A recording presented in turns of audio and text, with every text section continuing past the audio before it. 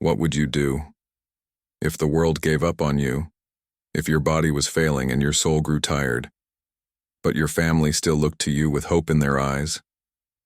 Would you surrender, or would you pray? This is not a tale written in books or spoken on stages. It's the quiet miracle of one woman, one prayer, and a love too deep to die. Her name was Evelyn, a woman with city eyes and country dreams.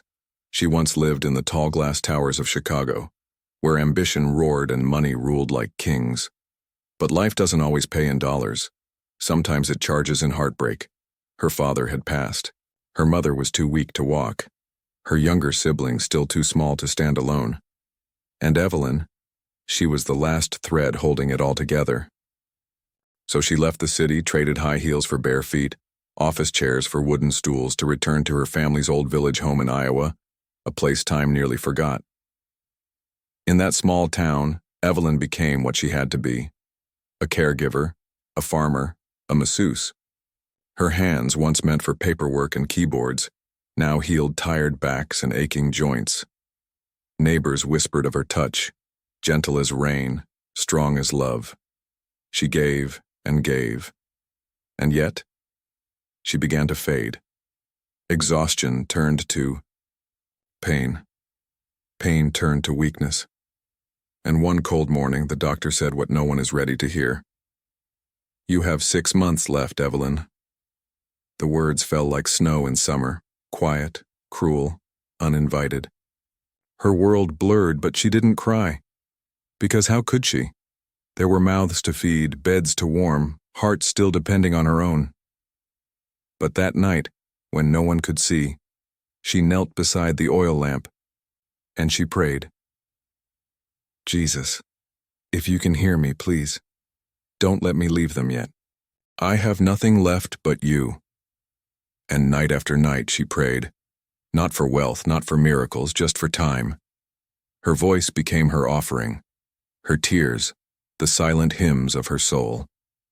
Until one night, something changed.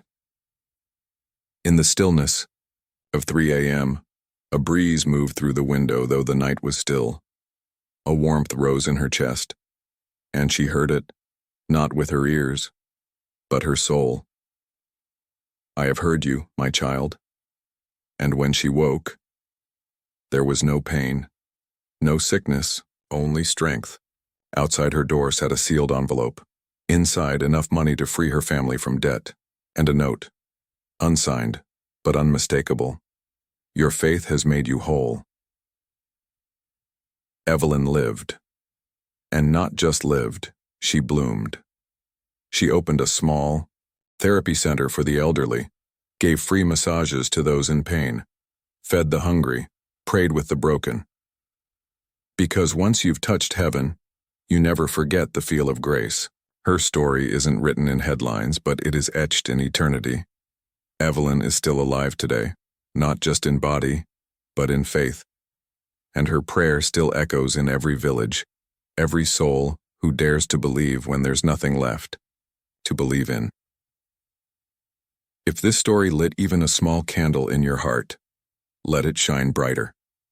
Like this video, so faith finds more hearts. Comment below, "I believe," if you've ever prayed for something only heaven could give. Share this story. Someone out there needs to hear it today. And subscribe and follow, because more stories of hope, healing, and heaven's hand are on their way. Miracles may begin in silence, but when we speak them, they live forever.